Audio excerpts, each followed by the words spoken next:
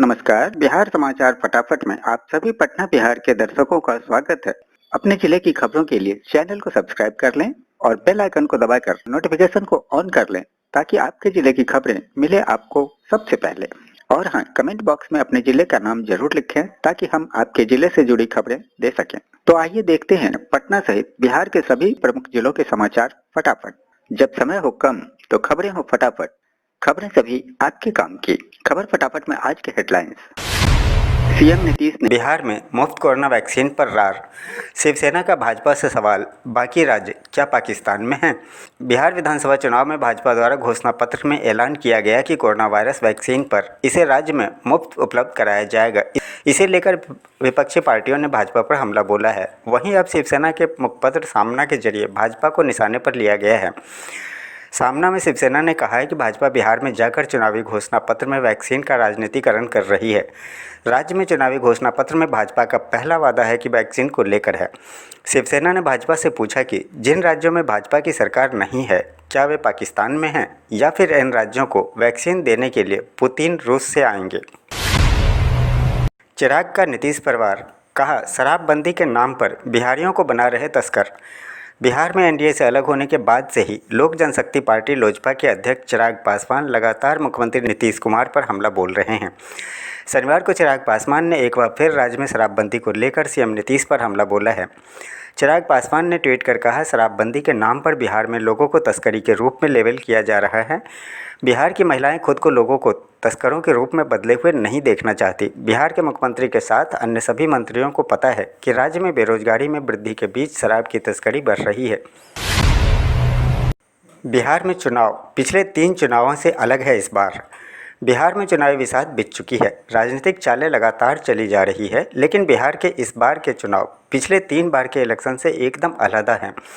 दरअसल बिहार में पिछले तीनों चुनाव की दशा और दिशा केंद्र सरकार ने तय की थी। 2005 और 2010 में सुशासन स्थापित किया गया था और 2015 में भाजपा को हराना मकसद था, लेकिन मौजूदा चुनाव में इस तरह का कोई भी मुद्दा हावी नहीं हो रहा है। गौर करने वाली बात यह है कि बिहार में इस वक्त कोरोना काल में आर्थिक तंगी और बढ़ती बेरोजगारी जैसे तमाम मुद्दे हैं, लेकिन संसदीय क्षेत्रों के हिसाब से प्राथमिकताएं अलग हैं। जब से लालू यादव का ट्वीट, ए नीतीश तू थक गइल बा, जा आराम कर, वायरल हुआ है, तब से भोजपुरी का क्रेज बढ़ गया है।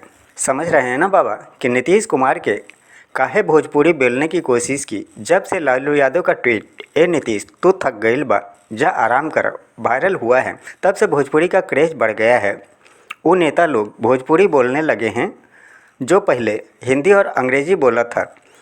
नीतीशो जी का मन लुभाया गया। भोजपुरी भाव की भाषा है। टोटल बिहार के लोग छठ पूजा के गीत भोजपुरी में गाते हैं, चाहे वो मैथिली बोलने वाले हों, चाहे वो मगही बोलने वाले हों या फिर अंगिका बोलने वाले हों, सब भोजपुरी समझते हैं।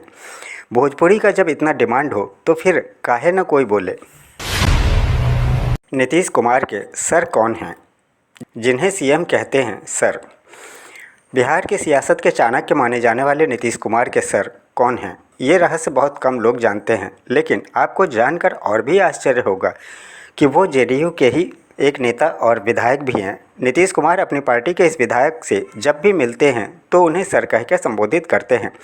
नीतीश कुमार के सर भी बिहार के सियासत में अपने अजीबोगरीब रंग और ढंग के लिए जाने जाते हैं। श्याम बहादुर सिंह बड़हरिया से जेडीयू विधायक ही नीतीश कुमार के सर हैं।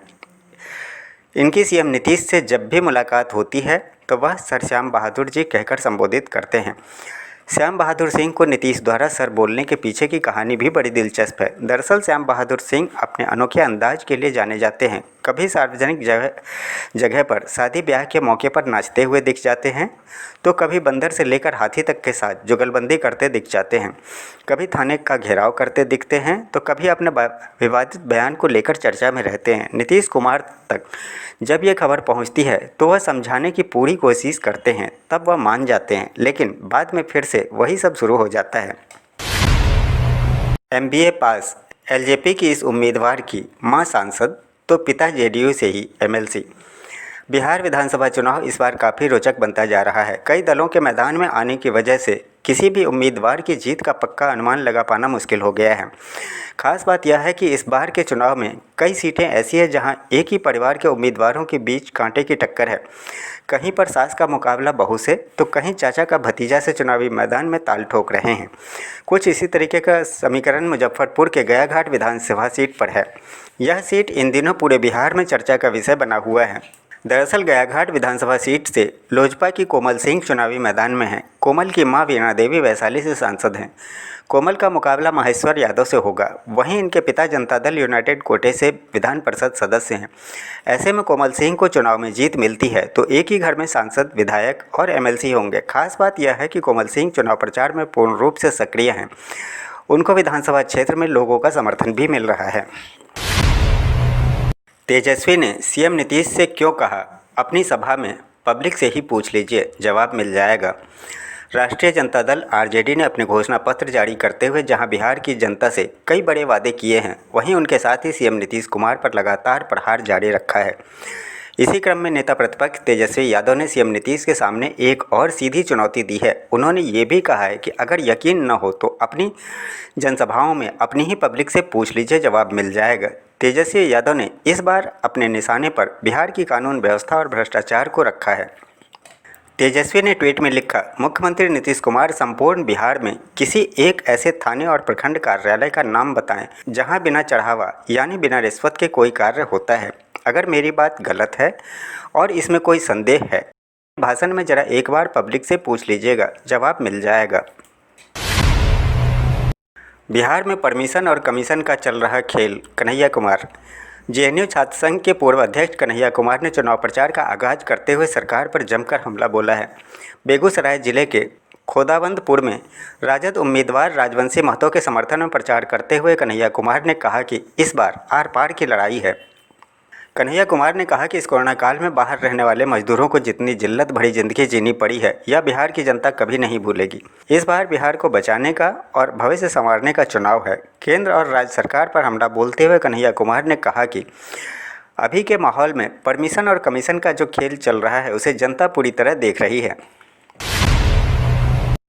बिहार पुलिस लेडी कांस्टेबल का रिजल्ट हुआ जारी। csbc.bih.nic.in पर करें check. Bihar police lady constable 2020 परीक्षा का रिजल्ट जारी कर दिया गया है। Central Selection Board of Constable ने इसे अपनी वेबसाइट पर जारी कर दिया है। जिन भी कैंडिडेट ने परीक्षा दी है वे आधिकारिक वेबसाइट csbc.bih.nic.in पर जाकर चेक कर सकते हैं। पूरी तरह खुल गए हैं पटना के सभी पार्क। बिहार में बीते 23 मार्च से लॉकडाउन लागू होने के बाद सभी पब्लिक पार्क बंद कर दिए गए थे। अब 6 महीने से अधिक बीत जाने के बाद फिर से राजधानी पटना के सभी पार्क पूरी तरह खुल गए हैं। पटना के इको पार्क समेत सभी 72 पार्क में आज से एंट्री पर से पूरी तरह से बैन हटा लिया गया है। बता दें कि पार्क अब तक 2 शिफ्ट में आंशिक रूप से खुल रहे थे, लेकिन अब पूरी तरह सुबह 5:30 बजे से शाम 7 बजे तक खुलेंगे। तो ये था पटना और बिहार की सभी प्रमुख जिलों की खबरें फटाफट। वीडियो को लाइक व शेयर करना न भूलें ताकि आपके जिले से जुड़ी सभी लोगों तक बिहार की खबरें फटाफट पहुंच सके। फिर मिलते हैं अगले वीडियो में, तब तक के लिए जय हिंद, जय भारत।